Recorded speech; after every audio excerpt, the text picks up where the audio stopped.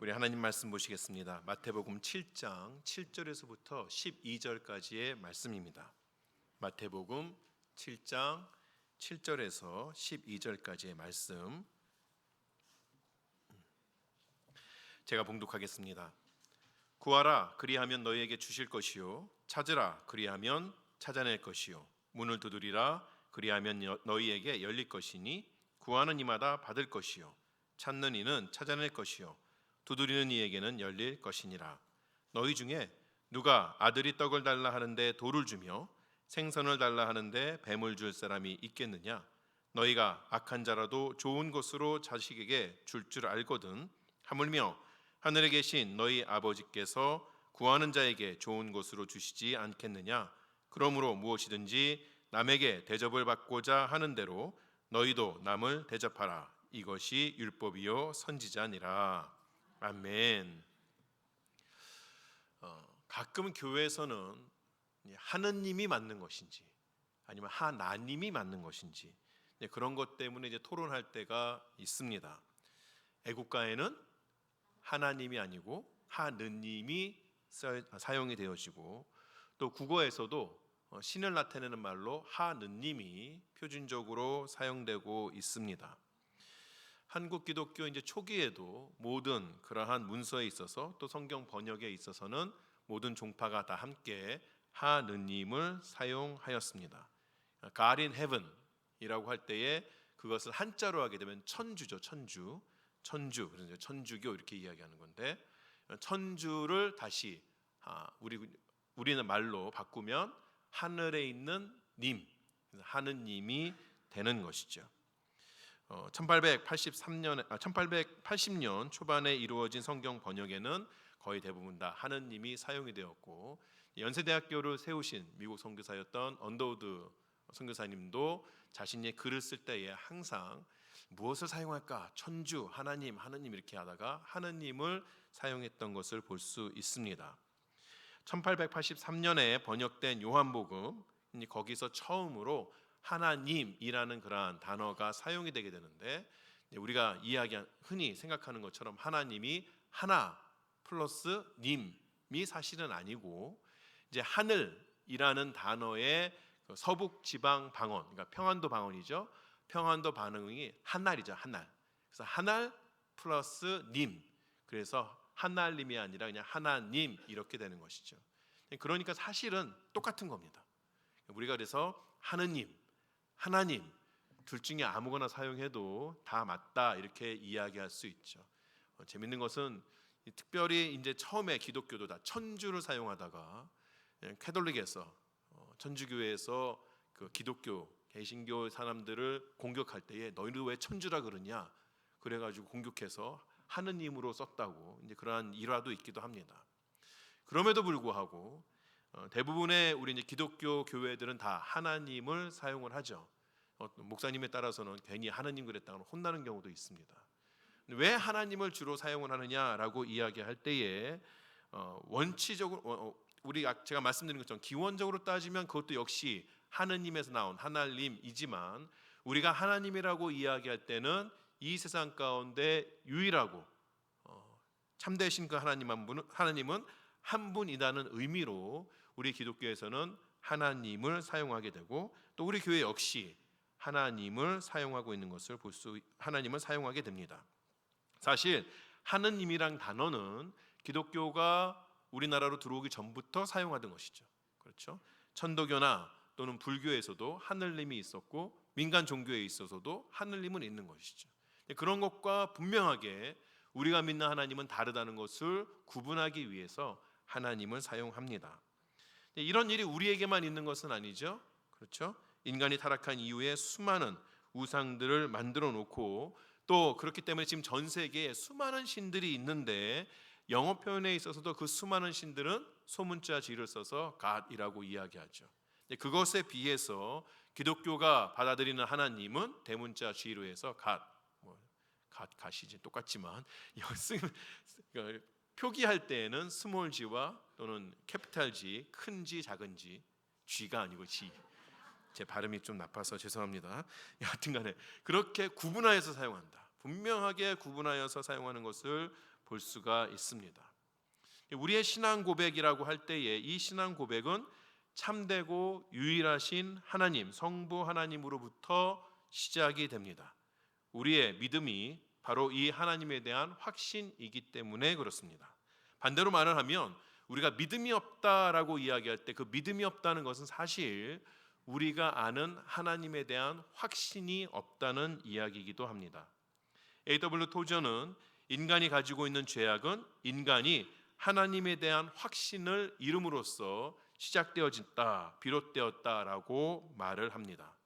그렇다면 인간이 죄로 말미암아 처한 그 비참한 상황에서부터 벗어나려면 어떻게 해야겠는가? 하나님에 대한 확신이 있어야 하는 것이죠. 그런데 그 하나님에 대한 확신, 그냥 확신이 아니라 절대 변하지 않는 확신을 가지려면 어떻게 해야 될까요? 매우 단순합니다. 하나님을 알면 됩니다. 그분이 정말 믿을 만한 분인지 알아보면 된다는 것이에요. 따라서 하나님에 대한 확신은 하나님에 대한 지식으로부터 나오는 것입니다. 다윗은 자신의 시에서 다음과 같이 말합니다. 시편 9편을 보게 되면 여호와여 주의 이름을 아는 자는 주를 의지하오리니 이는 주를 찾는 자들을 버리지 아니하심이니이다. 다윗의 삶을 바라보면 다윗이 참 굴곡 많은 삶을 살았다는 것을 알 수가 있습니다. 근데 그 가운데서도 그 인생의 높낮이가 계속해서 반복되어지는 그 삶 가운데서도 어떻게 자신을 하나님 앞에서 지킬 수 있었을까? 그가 하나님을 알았기 때문에 그런 것이죠. 왕이 된 다음부터 기름 부음부터가 아니라 어려서부터 하나님을 알았던 그 하나님에 대한 지식, 그것이 바로 하나님을 더욱더 확신하게 하고 그로 하여금 하나님 앞에 머물 수 있도록 해준 것입니다. 하나님을 알아야 됩니다. 그런데 문제가 무엇이죠? 죄를 지은 인간은 하나님을 알 수가 없다는 것이에요. 바울의 표현에 따르면 그 생각이 허망하여지고 미련한 마음이 어두워져서 스스로는 하나님을 찾을 수 없게 된 것이 죄악 가운데 있는 인간입니다. 감사하게도 하나님께서는 그런 인간을 찾아오셔서 자신을 나타내 보여주셨어요. 바로 하나님의 말씀인 성경을 통해서입니다. 사실 우리가 보고 있는 그런 모든 자연이 이 땅 가운데 참되신 하나님의 계심을 알려주고 있지만 그러한 자연을 보고서도 죄악 가운데 있는 인간은 하나님의 본 모습을 찾아낼 수 없다는 것이죠. 그래서 하나님께서는 성경 말씀을 통하여서 하나님을 바로 볼 수 있도록, 하나님을 바로 찾을 수 있도록 그렇게 해 주셨다는 겁니다. 그렇기 때문에 우리는 더욱더 성경이 말하는 우리의 어떤 경험, 또 우리의 어떤 그러한 지식, 지혜 이런 것보다도, 물론 그런 것도 다 중요하겠지만 그 무엇보다도 하나님께서 주신 그 말씀 안에 있는 하나님을 찾고 그 하나님을 알아야 한다는 것이죠. 성경이 말하는 하나님의 모습은 꽤나 풍성합니다. 신학교를 가게 되면 한 학기를 다 통틀어서도 하나님에 대해서 배우지 못합니다. 하지만 사도신경은 우리 하나님을 간략하게 전능하신 아버지 그리고 창조주로 소개하고 있습니다. 성부 하나님에 대해서도 사도신경이 가장 먼저 말하는 것은 그 하나님이 전능하신 하나님이라는 것이에요. 전능하시다라는 것은 하나님께서 작정하신 일이라면 무엇이든지 하실 수 있고 또 그렇게 하신다는 뜻입니다. 전능하신 하나님은 세상의 어떤 피조물에도 영향이나 제한을 받지 않으시고 자신이 뜻한 바를 이루시는 분이에요. 여러분이 아무리 하나님의 계획을 어그러뜨리려고 하여도 하나님께서 여러분 각자에게 사명을 주셨는데 그래 내가 하나님 앞에서 한번 깽판 놀아보자, 하나님이 나한테 사명을 주셨어도 절대 그 일 안 하면 하나님의 계획이 어그러지지 마음 먹고 노력하셔도 하나님께서 작정하신 바는 다 이루어진다는 것입니다. 물론 하나님께서도 하시지 못하는 일이 있습니다. 하나님이 전능하시다고 하여서 다 할 수 있다는 뜻은 아니에요. 무엇을 못하시느냐? 첫 번째로 하나님께서는 논리적으로 자기 모순에 해당하는 일은 하실 수 없습니다. 예를 들어서 여러분이 하나님에게 하나님 네모난 삼각형을 만들어 보세요. 네모난 삼각형이 뭔가요? 그런 것을 주문하게 되면 자기 모순에 빠진 그러한 이야기를 하게 되면 하나님은 그런 것을 하실 수 없다는 것이죠. 또한 하나님께서는 자신의 성품에 벗어나는 일은 하실 수 없습니다. 하나님이 거짓말을 하실 수 있을까요? 없을까요? 없네요. 하나님 못하시는 일이 있다는 것이에요. 하나님은 약속을 어기는 것도 하실 수 없습니다.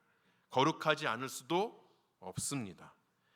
그러나 이런 것들 외에 이런 자기 모순에 빠진다거나 또는 하나님의 성품에 어긋나는 일 외에는 하나님께서는 인간의 생각을 넘어서는 일이라 할지라도 그가 작정하셨다면 모든 것을 이루실 수 있다는 것이죠. 세상에는 불가능해 보이는 일들이 너무나도 많이 있습니다. 그러나 그 어떤 것도 하나님에게는 문제가 되지 않는다는 것이에요. 이런 하나님의 전능하심에 대해서 이야기할 때 우리가 두 가지를 좀 더 살펴볼 필요가 있습니다. 첫 번째는 인간의 자유로운 행동에 관한 것이에요. 어떤 사람은 하나님께서 세상의 모든 것을 그의 전능하신 그 능력대로 자신의 뜻대로 행하신다고 하니 그저 인간은 하나님께서 세우신 계획대로 기계처럼 움직이는 것에 불과하다고 말하는 사람들이 있습니다. 그런 생각에서부터 나오는 것이 오래전에 유행했던 유다복음, 가룟 유다에 대한 논쟁들인 것이죠. 예수님께서 이 땅에 오셨습니다. 십자가에 달리셔야 됩니다.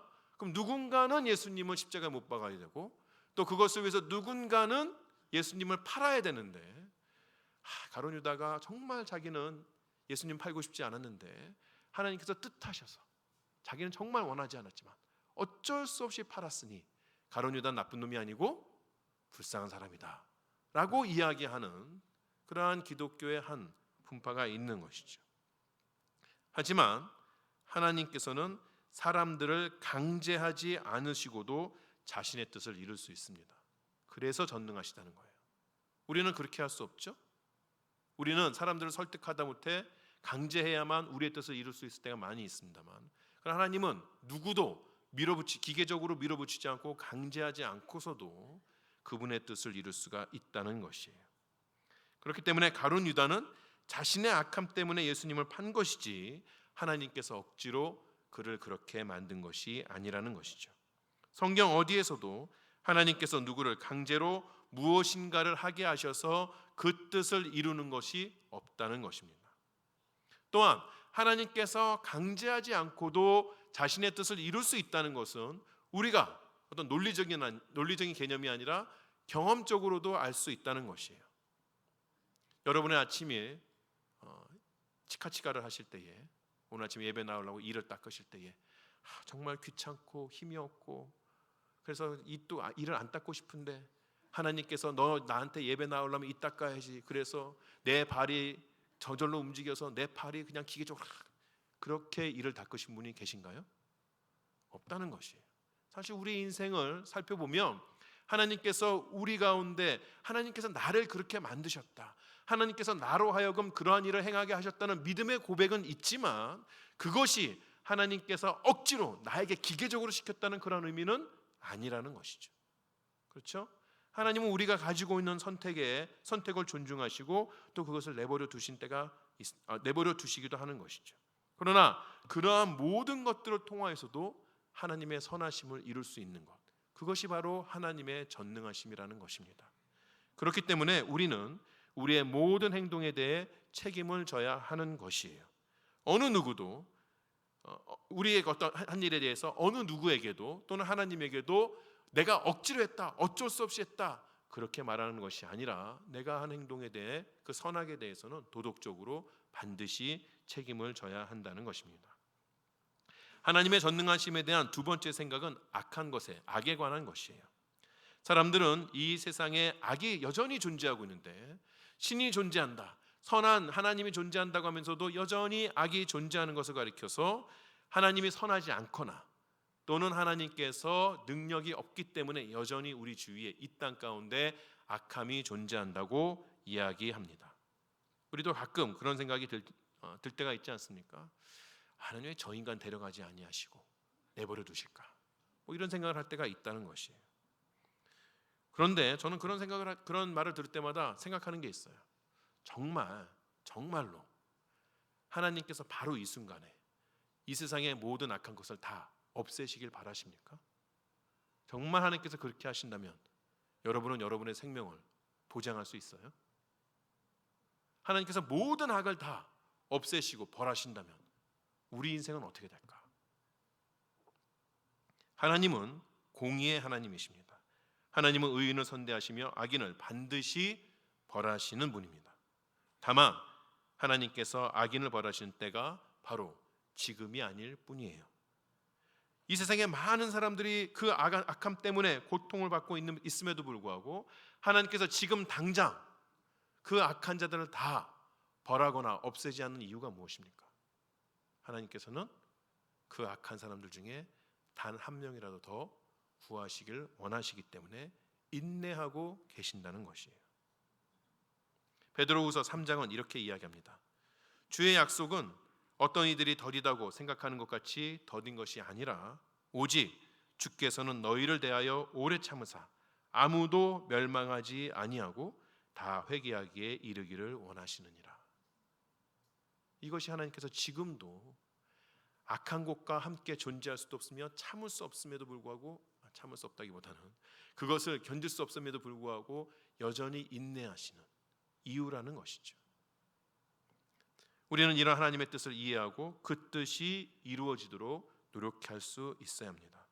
악한 자들에게 대해서 한탄하고 저 인간 왜 저렇게 살아? 저 인간 왜 여전히 이 땅 가운데 살아? 그렇게 정죄하기만 해서는 안 된다는 것이죠. 하나님께서 그들에게 보이시는 긍휼을 우리 역시 우리의 마음에 품어야 하고 그들에게 구원의 길을 제시할 수가 있어야 한다는 것이죠. 우리도 그렇게 영생을 받지 않았습니까? 우리가 하나님 앞에 천국의 소망을 가지고 사는 것은 악한 우리를 기다려 주시고 인내하심으로 말미암아 우리에게 영생이 주어진 것이죠. 그렇다면 우리 역시 복음의 빚진 자로서 영생을 그 악한 자들에게 내어줄 수가 있어야 하는 것입니다. 사도신경이 우리에게 보여주는 또 다른 하나님의 모습은 그분이 창조주라는 것이에요. 성경은 세상의 모든 것이 하나님의 의에 만들어졌다는 그 이야기로 시작이 됩니다. 현대 사회에서 세상이 창조되었냐 진화되느냐 이런 것들 자체가 사실은 논쟁거리가 더 이상 되지도 않아요. 창조론을 가리켜서 종교적 신념에 불과하다면서 비웃고 있는 것이죠. 교회 밖에서만 이런 일들이 일어나는 것이 아닙니다. 교회 안에서도 고전적인 전통적인 창조론에 대한 거센 공격들이 계속해서 있습니다. 어제 제가 설교를 준비하면서도 1시간 동안이나 요즘에 논쟁이 되고 있는 그런 창조론에 관한 기사를 읽었죠. 또 논문을 읽기도 했습니다. 많은 현대 신학자들이 하나님께서는 아무것도 없었던 그 공허한 상태에서 세상을 만드셨다는 우리가 이야기하는 무로부터의 창조를 믿지 않습니다.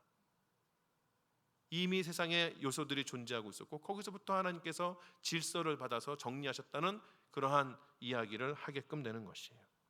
그리고 창조와 진화를 적절히 섞어놓은 유신 진화론을 주장하기도 합니다. 이것들의 내용이 무엇이냐? 사실 저는 오늘 설교에서 어떤 창조론과 진화론을 비교하면서 설명하는 그것에 시간을 사용하지는 않으려고 합니다. 그것에 대해서는 우리는 하나님께서 세상을 무로부터 창조하셨다는 것을 믿는다라고 이야기하고 넘어가려고 해요. 왜냐하면 창세기 1장, 2장이 말하는 창조의 의미, 그것이 우리에게 주는 의미가 무엇인가를 조금 더 살펴보고 싶기 때문에 그렇습니다. 제임스 패커는 창세기의 첫 2장, 1장과 2장이 창조의 방법에 대해서 많은 그런 이야기를 우리에게 해주는 것이 아니라 창조한 이가 누구인지에 대해서 말하고 있다고 말합니다. 그러면서 전시회에서 멋진 그림을 즐겼으니 이제는 그 화가와 악수를 나누어 보라. 그 음악에 감탄만 하지 말고 그 작곡가를 만나보라. 이렇게 이야기합니다.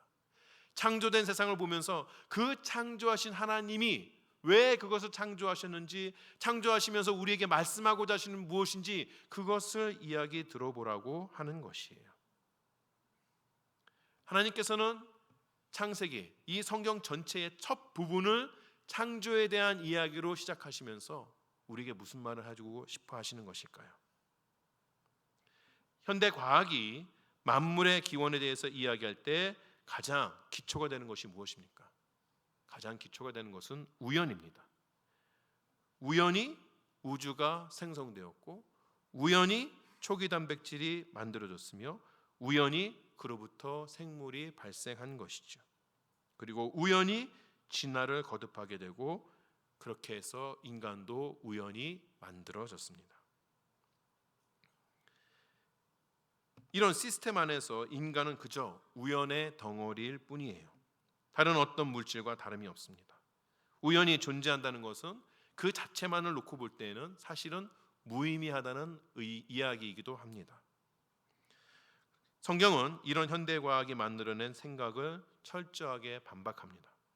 하나님의 창조 이야기는 하나님께서 이 세상을 창조하실 때에 목적을 가지고 계획하셨으며 그 계획에 따라 질서 있게 일하셨다는 것을 우리에게 보여줍니다. 그리고 그 창조의 정점, 클라이맥스는 바로 하나님께서 인간을 창조하시는 부분이에요. 하나님께서는 다른 피조물들과는 달리 인간을 자신의 형상을 따라 손으로 지으셨다고 말씀하십니다. 자, 성부 하나님에게 손이 있습니까? 없습니까? 성부 하나님은 손이 없으십니다. 손이 없음에도 불구하고 사람을 손으로 지으셨다는 것은 인간의 개념에 하나님의 그 마음을 표현하시는 것이죠. 그만큼 다른 어떤 것에 비해서 하나님께서 인간을 소중하게 여기신다는 의미입니다. 또한 창조의 그 순서를 보게 될 때에 하나님께서는 인간을 가장 마지막에 만드셨어요. 인간이 살 수 있는 모든 환경을 다 만들어 놓으시고 그 마지막에 인간을 만드셔서 인간으로 하여금 하나님께서 지으신 놀라운 창조의 세계를 즐길 수 있도록 해 주신 것입니다. 이런 하나님의 창조의 이야기는 우리가 우연덩어리가 아닌 것을 말해주는 것이에요. 우리 한 사람 한 사람은 다 하나님의 목적에 따라 그의 계획 안에서 창조된 존재라는 것이죠. 따라서 우리는 무의미한 존재가 아니고 큰 의미를 가진 그러한 존재입니다. 우리는 존재 자체에 의미가 있고 가치가 있습니다. 인간은 하나님의 창조에서 자신의 가치와 삶의 의미, 삶의 목적을 찾을 수 있다는 것이에요. 2002년에 세들백 교회에 그 당시 담임을 하고 있었던 릭 워렌 목사가 쓴 목적이 이끄는 삶이라는 책이 전 세계적으로 3천만 부 이상이 팔렸습니다. 3천만 부 그러면 별거 아닌 것 같지만 사실 현대 통계에서 나온 이후로 종교적인 서적 빼고 성경이나 코란이나 이런 거 빼고 또 무료로 나눠주는 거 빼고 3천만 부 이상 팔린 책이 그렇게 많지 않습니다. 그 중에 하나가 바로 이 목적이 이끄는 삶이라는 책이에요. 이 책이 정말 기독교의 진리를 담고 있느냐 아니냐 그것은 둘째치고라도 3천만 부 이상이나 팔렸다는 것은 이 땅에 있는 사람들이 얼마만큼 자신의 삶의 의미, 자신의 삶의 가치에 대해서 알고 싶어 하는지를 보여주는 것이죠. 하지만 그 책을 아무리 읽는다고 하여도 하나님을 알지 못한 인간은 근본적인 자신의 가치와 인생의 목적을 찾을 수가 없습니다. 그래서 하나님을 떠난 인간은 결국 허무주의라는 것을 만들게 되는 것이에요. 인간이 태어날 때부터 가지는 가치라는 것은 없다는 것이죠. 삶은 무의미하다고 주장하는 것이죠. 그렇기 때문에 인간은 태어난 이후에 스스로 가치를 만들어내야 한다고 이야기합니다. 하지만 인간이 만들어내는 가치란 늘 불안정할 수밖에 없어요. 오늘 나의 삶에 내가 가지는 가치가 있을 수 있지만 그러한 생각에 따라서는 내일 내 삶에도 여전히 가치 있다고 장담할 수는 없어요. 19세기에 이런 허무주의가 발생하면서부터 과학이 발생하면서부터 세상은 사람을 달리 보기 시작했습니다. 심지어 교회들도 사람들을 달리 보기 시작한 것이에요. 한 사람 한 사람 그냥 있는 그대로 하나님께서 창조하신 귀중한 존재로 바라보는 것이 아니라 그 자체는 가치가 없지만 내가 노력해서 가치가 있으면 사용이 되어지고 존재할 수 있고 그렇지 않으면 너는 존재할 가치조차 없다고 이야기하는 것이죠. 19세기 이후에 수많은 전쟁을 통하여서 수많은 내전을 통하여서 인종 청소가 일어난 이유가 무엇인지 아십니까? 사람들이 인간 그 자체에서 가치를 찾지 못했기 때문에 그런 것이에요. 너는 그럴 만한 가치가 없어. 너는 죽어도 마땅해. 인간의 잔인함이 세상의 그러한 철학과 맞물려서 엄청난 일을 저지르게 되는 것이죠. 발칸반도에 있었던 수십 년 동안의 그러한 인종청소, 나치가 유대인들에게 했던 것들, 캄보디아 공산주의자들이 해왔던 그런 수많은 살상들, 그 모든 것들이 사실은 인간 자체에서 그 가치를 찾지 못한 것의 시작이 되는 것이죠. 누구는 열등한 것이고 누구는 우등하다. 근데 거기에 창조주 하나님을 고백하는 교회도 동참해 왔다는 것이에요. 그러한 생각에 우리도 알게 모르게 물들어 있다는 것이에요. 성경은 우리의 가치가 하나님으로부터 오는 것이기 때문에 절대적이라고 이야기합니다. 예수 안에 있는 우리는 우리가 만들어낸 무엇 때문에 소중한 것이 아니라 그저 존재 자체가 소중한 것이에요. 그래서 바울은 로마서 8장 마지막에 세상의 어떠한 것도, 심지어는 나 자신의 연약함도 하나님의 사랑으로부터 우리를 끊어내지 못할 것이라고 말하는 것이죠. 창조주 하나님을 고백하는 사람은 결코 자기 자신을 낮추어 보지 않습니다. 비록 자신이 부족하고 볼품없어도 우주 최고의 작가이신 하나님께서 만드신, 그 전능하신 하나님께서 만드신 작품이기 때문에 자기 자신의 가치에 대해서 의심하지 않습니다. 또한 창조주 하나님을 고백하는 사람을 이웃을 함부로 대하지 않습니다. 나의 이웃 또한 하나님께서 목적을 두고 만드신 귀한 존재이기 때문에 그렇습니다. 창조주 하나님을 우리가 믿는다면 모든 인간이 가지고 있는 보편적인 가치에 대해서 우리는 인정할 수가 있어야 하는 것이에요. 어떤 사람이 하는 일, 어떤 사람의 모양, 어떤 사람이 살고 있는 것, 인종, 종교 이런 것들에 따라서 그 사람의 가치를 아무것도 아닌 것처럼 생각할 수는 없다는 것이에요. 그것이 창조주 하나님을 신앙으로 고백하는 사람들의 모습인 것이죠. 우리는 그렇게 모두 다 소중한 사람입니다. 낯간지럽기는 하겠지만 그리고 옆에 계신 분들에게 당신은 정말 소중한 사람입니다.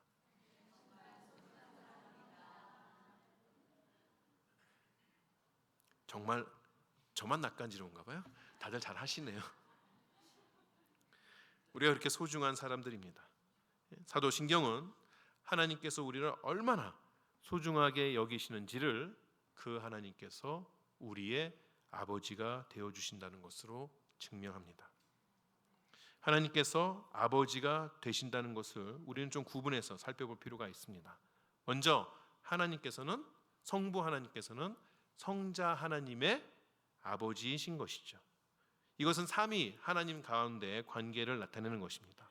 성부와 성자 사이에는 풍성한 사랑의 관계가 있으며 성부는 성자에게 영광을 주시고 성자는 성부께서 기뻐하시는 일들을 합니다. 어떤 사람들은 현대 신학자 중에는 하나님을 성부 하나님, 아버지라고 부르지 말아야 한다고 이야기합니다. 왜냐? 그 아버지라는 단어가 육신의 아버지가 그를 괴롭혔을 때 그런 기억, 좋지 않은 가정 환경에서 태어난 사람들에게 상처가 될 수 있다. 또는 아버지가 너무 가부장적이어서 어머니라고 불러야 된다. 이런 신학자들이 있는 것이죠. 웃으시지만 심각한 문제입니다.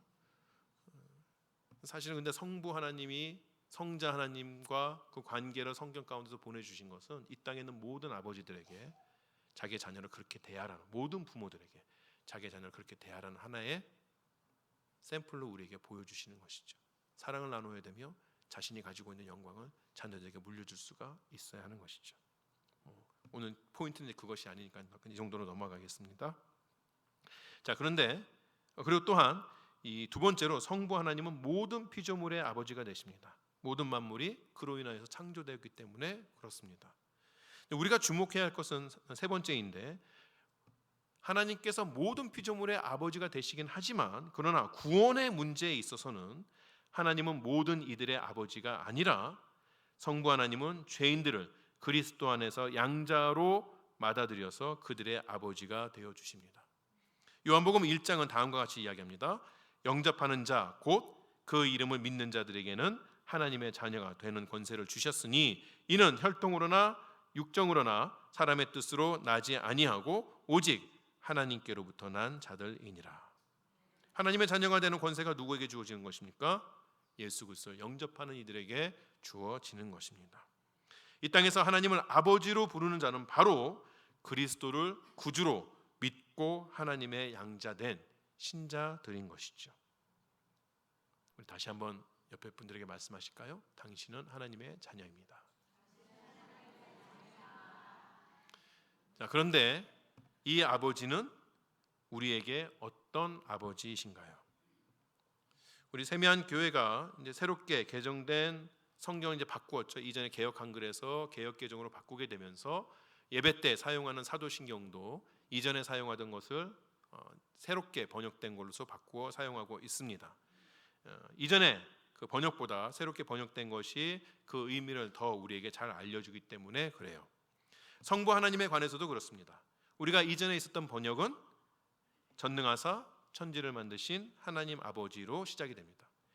전능하신 분은 천지를 만드신 분이다로 이어지게끔 되죠. 그래서 이 번역에 따르면 성부 하나님께서 전능하셔서 천지를 만드셨다고 말함으로 인하여서 하나님의 전능하심이 직접적으로는 창조의 행위와 연결되게끔 번역이 되어 있어요.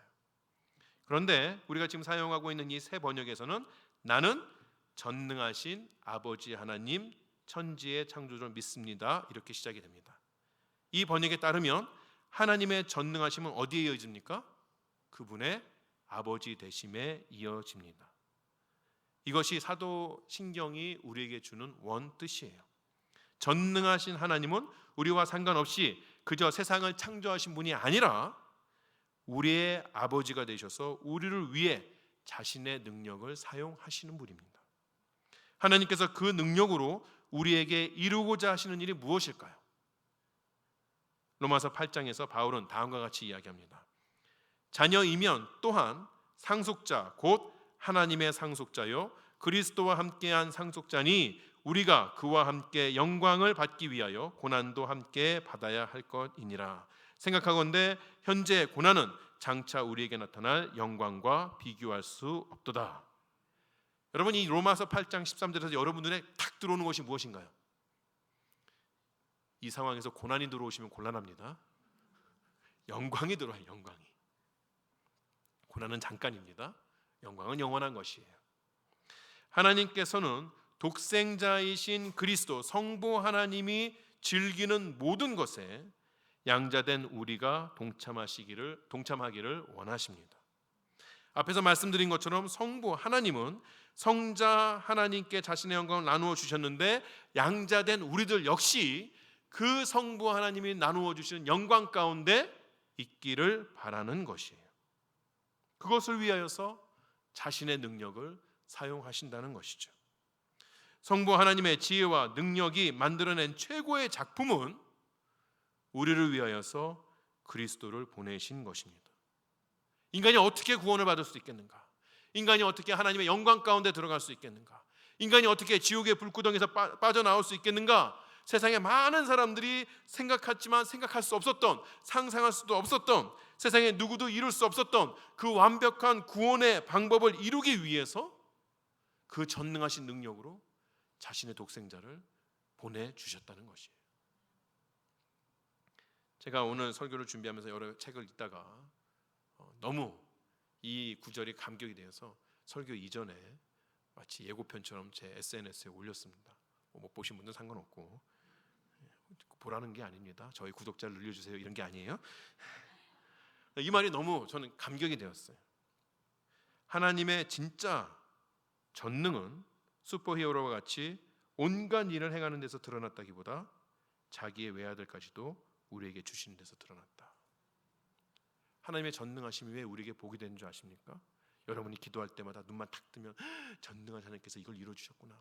하나님 우리 애가 잘 되게 해주세요. 눈 딱 떴더니 우리 애가 잘 되었구나. 하나님 사업 성공해 주세요. 눈 딱 떴더니 하나님께서 전능하신 그 능력으로 사업을 성공해 주셨구나. 다 좋은 일이죠. 그러나 그 모든 것보다 훨씬 더 하나님의 능력이 드러나서 우리에게 복이 되는 것은 그 하나님의 능력으로 우리를 구원해 주셨다는 것이에요. 하늘에 계신 우리 아버지는 그냥 평범한 아버지가 아닙니다. 세상을 창조하고 다스리는 그 능력으로 우리의 아버지가 되시기 위해, 그리고 아버지의 역할을 다 이루시기 위해 사용하시는 분이라는 것이에요. 우리의 좋으신 하나님은 지금도 우리를 위해 그 능력을 사용하고 계십니다. 그래서 사도 바울은 전도여행 가다가 아테네에 가서 이 점을 사람들에게 자랑합니다. 제가 세 번역으로 읽어드립니다. 사실 하나님은 우리 각 사람에게서 멀리 떨어져 계시지 않습니다. 여러분의 시인 가운데 어떤 이들도 우리도 하나님의 자녀다 하고 말한 바와 같이 우리는 하나님 안에 살고 움직이고 존재하고 있습니다. 세상을 자신의 권능으로 창조하신 창조주 하나님, 그리고 우리의 아버지가 되시기 위해 그 능력을 우리를 위해 지금도 사용하신 하나님, 그 하나님이 바로 사도신경이 알려주는 우리 하나님이라는 것이죠. 우리가 예수를 믿습니까? 예수 안에 오늘도 살아가고 있습니까?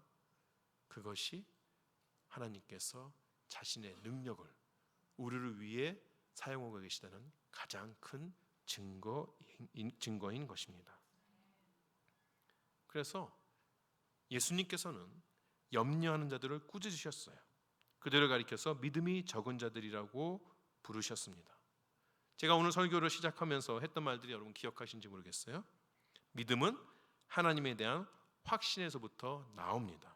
하나님에 대한 확신은 하나님에 대한 분명한 지식에서부터 나옵니다. 성경은 우리에게 하나님에 대한 분명한 지식을 줍니다. 그런데 안타까운 것은 그 지식을 가지고 있는 우리가 자꾸 그 지식을 잊어버린다는 것이에요. 우리 아버지가 누구인지 잊어버립니다. 우리 아버지가 가지고 있는 능력이 어느 정도인지를 잊어버리는 것이에요. 그래서 우리는 이 세상을 평안과 기쁨을 가지고 살지 못하고 걱정과 염려 속에서 살고 있는 것이에요. 연약한 믿음은 구원받기에는 충분하다 말할 수 있을지 몰라도 기쁘고 즐거운 삶을 살기에는 충분하지 못합니다. 우리는 사도신경으로 우리의 신앙을 고백하면서 우리 하나님이 어떤 분인지 기억할 수 있어야 하고, 그 하나님을 기억하고 신뢰하기 때문에 담대하게 살아갈 수 있어야 합니다.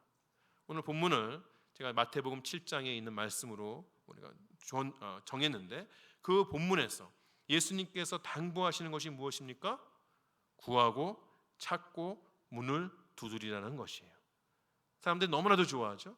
예수 안 믿는 사람도 그 정도 되면 좋아하는 것 같아요. 구하고 찾고 문을 두드리라.